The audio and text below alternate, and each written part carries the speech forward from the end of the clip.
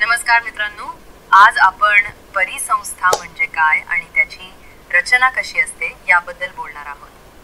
परिसंस्था ही एक नैसर्गिक यंत्रणा आहे जिथे सजीव आणि निर्जीव घटक एकमेकांशी जोडलेले असतात। हे घटक एकत्र मिळून पर्यावरणाचे संतुलन राखता येते।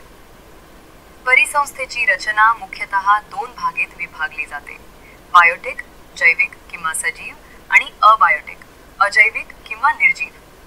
चला तर मग परिसंस्था म्हणजे काय ते समजून घेऊया। परिसंस्थेची रचना ट्रॉफिक लेवल्स म्हणजे अन्न साखळीच्या स्तरांवर आधारित असते। प्रथम अजैविक घटक हे सूर्यप्रकाश, पाणी, माती, हवा आणि तापमान यांचा समावेश करतात। हे जीवित घटकांसाठी आधार देतात। आता जैविक घटक, एक उत्पादक प्रोड्युसर्स हे वनस्पती आणि शैवाल आहेत जे सूर्यप्रकाशाच्या मदतीने स्वतःचे अन्न स्वतः तयार करतात। ते परिसंस्थाचे आधारस्तंभ आहेत। दोन भक्षक किंवा उपभोक्ते कन्झ्युमर्स, यात प्राथमिक भक्षक जसे हरिण किंवा कीटक जे वनस्पती खातात, दुय्यम भक्षक जसे लांडगे किंवा वाघ जे प्राथमिक भक्षकांना खातात, आणि तृतीय भक्षक जसे गरुड किंवा साप जे दुय्यम भक्षकांना खातात। तीन विघटक डिकंपोजर्स हे बॅक्टेरिया आणि फंगी आहेत जे मृत जीवांचे विघटन करून पोषक तत्व मातीकडे परत देतात।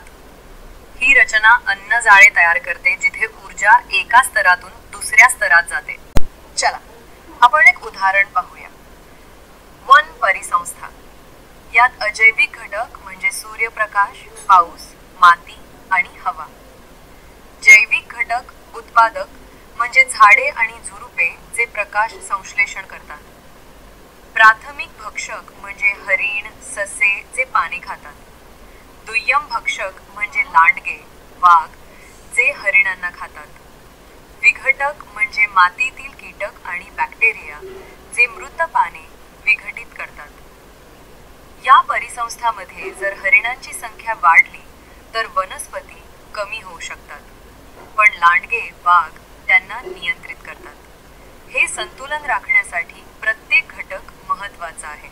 उदाहरणार्थ, जंगलातील नदी पाणी पुरवते आणि मासे हा देखील एक परिसंस्थेचा भाग असतात। एकंदरीतच परिसंस्थेची रचना हे एक परस्पर संबंधित जाळे आहे जे जीवनचक्र चालवते। मानवी हस्तक्षेपामुळे हे संतुलन बिघडू शकते, म्हणून त्याचे संरक्षण करणे महत्त्वाचे आहे। आशा आहे हा व्हिडिओ तुम्हाला आवडला असेल। धन्यवाद। सबस्क्राइब करा आणि कमेंट्समध्ये तुमचे विचार नोंद करायला विसरू नका।